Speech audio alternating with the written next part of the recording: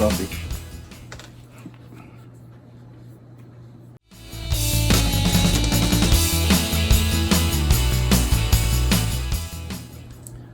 Honestly, I didn't. It chose me.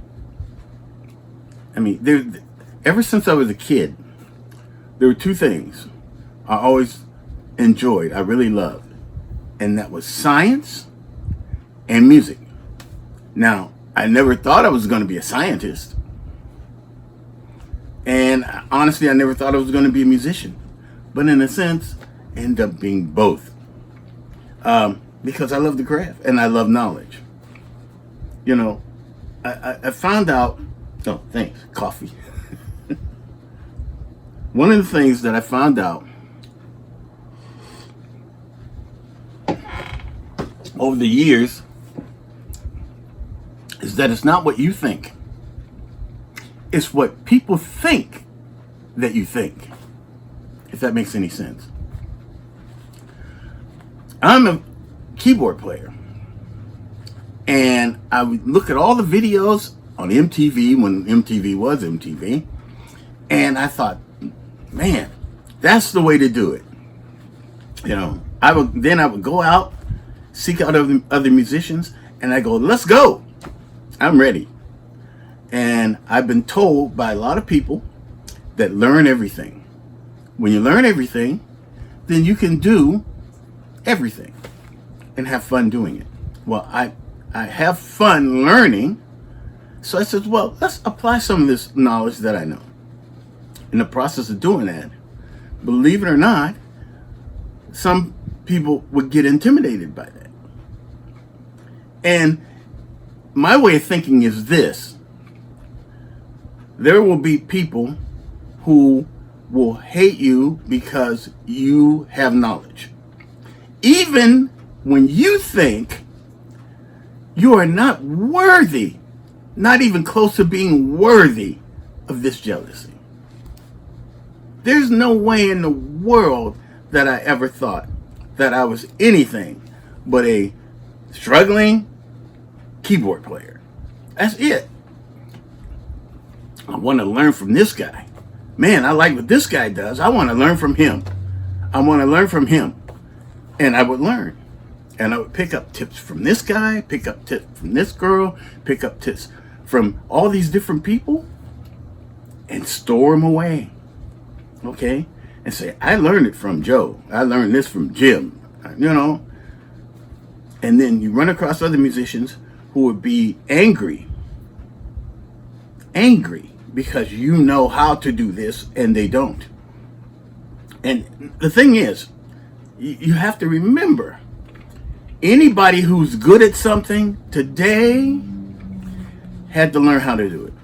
Nobody's born to be a good pilot, good race car driver, good cook. You know, out of all the things that they had to do to get to that point in their life, they had to fail and fail and fail and fail. You don't think about that. You see the finished product. You see the finished person after they progressed into success, but not all their failures. And I didn't think about that because I failed on this and that, and oh, I'll never be able to do this. I'll never be able to get that. How do you know? So when somebody approaches you with this jealous type attitude, and you think to yourself, are they kidding? There's no way in the world that they would be jealous of somebody like me, you know, because I'm not all that. I still don't think I'm all that to this day. You know, I'm a keyboard player, but that's it. I mean, I'm not the best. Never thought I was, and honestly, I probably never think that I ever will be. You know, because there's the best still live. I mean, Oscar Peterson, that's the best. Herbie Hancock, that's the best. Okay? Edgar Winter, that's the best. You know? There's a lot of best. Okay? So, I'm not in that category. I don't even claim to be, and, you know, I always used to say I couldn't shine their shoes. No way. These people are the best. Me, I'm not. Okay, I know where my place is, and I'm still trying to climb the ladder, still trying to struggle.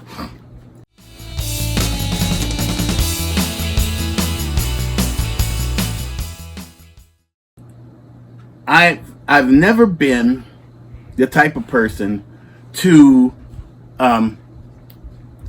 say bad things about other musicians, because we have a tough road to hoe as a musician. You know, you buy your gear when you don't have the money to buy it, and you save and you scrape all your pennies together to get gear that costs thousands of dollars, and then you go out and you play gigs that only pay you $50. Enough to get gas in order for you to get to the next gig. I mean, that's the life of a musician. Don't think for a minute that I'm not saying that there aren't musicians who are successful. There are. But the majority of musicians that I've ever known have been struggling like me, okay? They go out and they play, and the only reason why we do this is because we love the craft. I love the craft, okay? We don't think about the money, even though we should. But when you love it, you'll play for free. You know, if the opportunity comes. I mean, it's a shame that we have to have money. We got to make money in order to survive. In order for you to survive as a musician, you got to go out and get gigs that pay, you know. But you still go to open mic.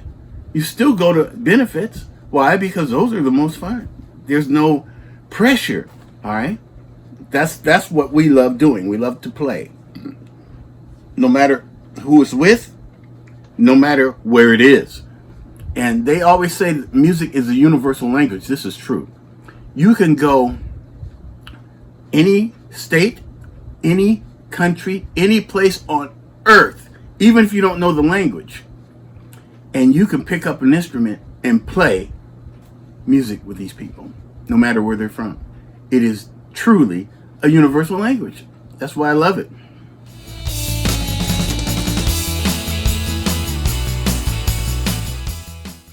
There's always going to be people who hate you or dislike you for one reason or another.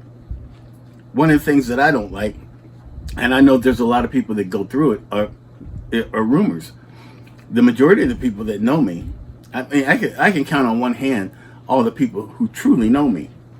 There's a lot of people who think they do because of rumors that they've heard from other musicians, and the majority of those rumors are lies. I can't tell you how many times people have come up to me and said, you know, I heard rumors about you, and they're not true. I'm surprised and really saddened that I believed them, and all the time wasted that, you know, we could have been playing together, but I believed all those dumb rumors. That's true. I never believe rumors unless only if I want to know something about somebody, I will go up and ask them. I won't ask Joe about Jim. I'll go to Jim and confront him and find the truth. That's what people need to do, okay? They won't do that. So, you know, there's a handful of people who know me. They know that I'm African American, if you want to call it that. That's a whole nother story, but I digress, okay? And I'm a musician. That's it. That's all they know. That's okay with me.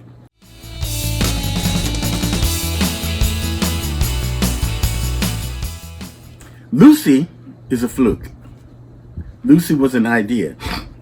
Again, that's the science part of me. Okay. When I came up with the concept of LUCI, this was years ago when I was still in Ohio. Okay. And I couldn't find musicians who wanted to play because I did not know about the jealousy thing. I'm thinking, well, there's nobody jealous of me. I'm nothing. Okay. That's stupid. Okay. It's just that I can't find any musicians. So I came up with the idea of getting into creating my own. When I started messing with MIDI, that was years ago. IBM computers were just, you know, starting to run Windows. I was running Windows 3.1. 3.1, okay? back then. Cakewalk 1.0, right? Way back. Okay, that's when I was using Cakewalk, and we have glitches and all kinds of. I didn't care. I was just impressed with what you could do with a computer and music. I mean, they were starting to come together for the first time in my life, and I wanted to see how far I could go with it. Well, I didn't know that, these things would grow and turn into something that, I mean, they just took off. Windows took off. My friend told me a long time ago, he says, one of these days, this program Windows is going to be the biggest thing on earth. He was so true. Man, was he wasn't lying about that. Now, I don't know a computer today that doesn't have Windows in it. Today, right? But anyway, when I came up with LUCI, it was just an idea. I'm not going to go into the whole story, but I never thought that it would, become a reality, but it did. And in the process of doing that, LUCI changed my life for the simple fact that I couldn't find musicians to play, and I'm still looking today. Okay, couldn't find any, and I said, well, I want to go out and I want to play some music. I want to do music, So I went and we did some gigs in the town I was in at the time, and people loved it. They didn't care. They loved it. Okay, this is before LUCI even had digital drums and all this other stuff. Okay, long time ago. LUCI back then, I could fit her in the palm of my hand. It was a little circuit like this. Okay, now she weighs over 600 pounds. That's how much she progressed over the years. All the technology has changed, and now she's almost as big as a house. Don't tell her I said that. With all the technology, so I'm really enthused. And here's the thing: I'm always trying to learn more things on how to do it. I call LUCI I always say that world's first artificially intelligent band member. LUCI was an AI before there was an AI. Those two letters AI meant nothing. Okay. Now you see AI this and AI that, but it's not the same as what LUCI is, because LUCI is a whole nother thing. Okay. And to me, it's just LUCI, but to a lot of people, they say, "Wow, man, what you've got is something special." Well, when you're around something all the time, when you have like a car that you've always had, you don't think it's special. It's just a car, okay? But people look at LUCI a little bit different. What LUCI's done for me is, I can go out and play gigs, and it's not like I'm not still looking for musicians. I still am, but. The problem is LUCI is, she's her meter's good, everything's perfect, and they say that you shouldn't have everything so perfect. Well, I've always thought that that's the goal. You wanted to learn how to be better. You'll never get the perfect, but you try to strive for it. And the problem is, there's a lot of people who are comfortable not being perfect. I'm not perfect, but they're comfortable being imperfect, and they call that the human feel. I'm human. I like feeling good. I like meter to be solid. That's just me. You know what I mean?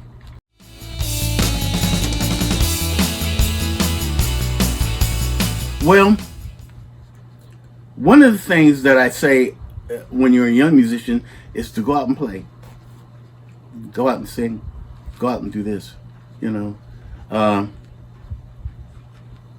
There's a girl that I'm really crazy about. Her name's Haley Bundy. Haley sings everywhere. That's what she does. And that's what you should do. Sing, play, go out and do the thing. Even if it's for free.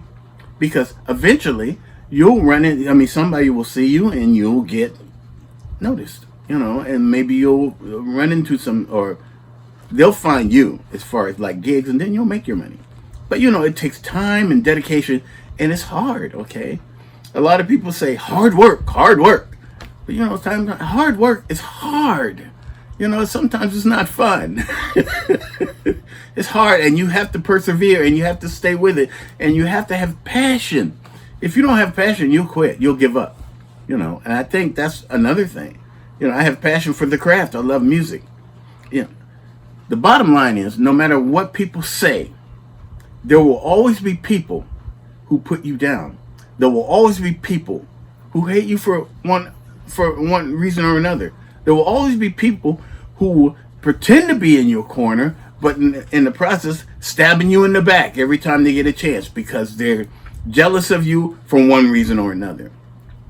My thing is, I love good music. I'll play with anybody, but I won't be controlled. If I don't want to do something, I don't care what you pay, I'm not going to do it. Okay? And that sort of rubs a lot of musicians the wrong way. It's not like I don't want to play with them. Maybe they're doing something that I don't want to do. I want to do something else. I've always been enthused about trying to do things that I can't do or are impossible for me to grasp. I like big bands. I like bands like Toto and Steely Dan and Chicago and all kinds of bands that are really, really hard to play, but they springboard you to the next level. That's what I like. You know what I mean? But in any event, what I have to say to younger musicians, don't give up. No matter what anybody says, no matter what anybody does, no matter what they think, it only matters what you think. Don't listen to the noise. Go out, do your thing, play your music, enjoy what you do. If you play and one person enjoys it, you've accomplished your mission. You don't have to have big giant crowds, okay? If you're into music because you want to play for a big crowd, you're going to be disappointed. I've played for rooms where there was nobody in it. I've done that. And I bet you anybody looking at this video right now probably went through the same thing in their life sometime in their life, playing for empty rooms. I mean, they say, well, that's how you get your mojo. Okay, you have to learn, and you got to go out and do your thing you got to know what's not good in order to know what's good. Okay, well, I know what's not good a lot. I've done it. But I still play. I'll play with nobody. With LUCI, I can do that. Okay, so if I can't find anybody, LUCI and I will go. And that's the thing. If somebody wants to join me, the door is always open. Guitar player, singer, whatever. Door is always open. We leave that open because that's the way I am. I always want to do collaboration projects and play with other musicians, but if they're not available, they're not. Some people have other obligations. Some people, are busy. Some people are booked. Some people don't want commitment. Some people just, aren't in the music. They're not in the music like that, like I am. I don't expect anybody to be in the music like that all the time. And if they're not, they're not. I don't hold that against them. We'll play when you have a chance. We'll play when you have some time. We'll play when you're available. And when you're not, you're not. We're still friends.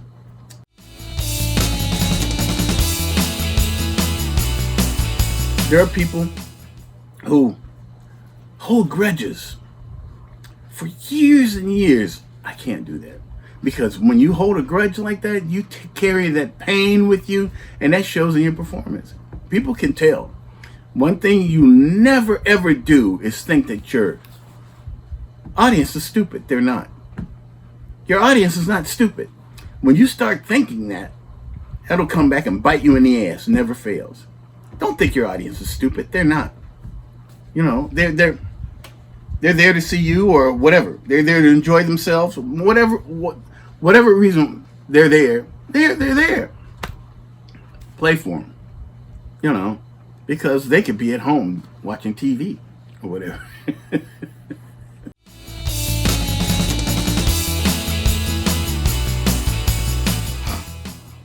Yeah, so Lucy and I, we're going to be doing some things. We took the summer off, really. We did some parties. And I enjoyed doing them. It was so much fun.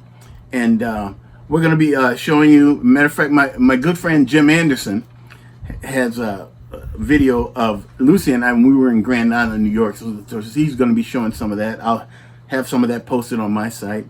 And we just had a blast. It was just a lot of fun. And we plan on doing more things because now the summer's just about over. We're in September. And we're going to be doing some things now, even through the winter. And hopefully get a chance to connect with some musicians that we haven't connected with in quite a while, and some places we haven't played in quite a while. That's going to be good. But I enjoyed the summer. I enjoyed taking the summer off. They always told me, Larry, smell the roses. Take some time off to have some fun, and I did. And it was the best thing I could have done. So, take some time for yourself, no matter how serious you are. I mean, there's got to be balance. That's what's going to make it good for you. And that's what I suggest. Never give up. Never quit. Always stay kind to others. And always stay positive. Even when people are negative towards you, don't carry it with you. Just move on. Stay positive. Enjoy your craft. Enjoy your life. Because we never know how long we have on this planet. Do your thing. And go out and get it. Mercy.